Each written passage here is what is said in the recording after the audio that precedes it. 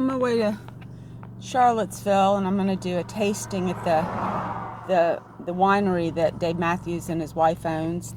I'm excited. So in education, the upper middle class, the people with a little bit of money, they know that the public schools are not going to educate their children completely. They use their money for music lessons, travel, to get the kids out and about around the country or in foreign countries. Music, what else? Disney. So music and Disney and travel. Libraries in the house. Every house I ever lived in, or we had in our family, had library. Like a room of books, even just a bookshelf of books. Ancestors that went to college or had prominent roles in society too, for generations. Not just like grandma was in segregation and she made it out and started a bank. That's awesome. Go grandma. But there's too many people that didn't. So then you talk about the poor schools of the inner city schools of the people that are still there. They built those project housing for segregation.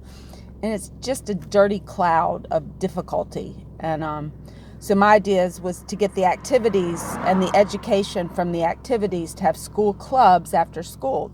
You could have sewing club. You could have travel to Disney club. You could have snow skiing. Those kind of things that are expensive. That unfortunately, when you're on welfare and you're not trained for a job that you like and that you can do well, that's reasonable. You don't always have to be the street paver. That may be not what you want to do.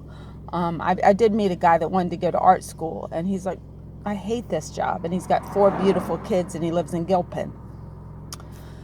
So, in social services, we could also have an assessment of a test of something that you could do and what you want to do, and then we could train you. That kind of thing. They don't do that. They just give you your welfare check and then go home, and you're supposed to know what to do. When your mother or your grandmother was in segregation, and they don't know. They've never worked like that. So we have very high expectations without setting up the playing field for you to succeed.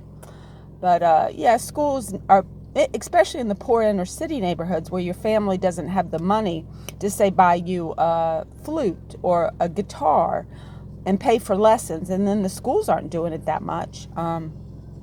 So they do get in trouble. What do you expect?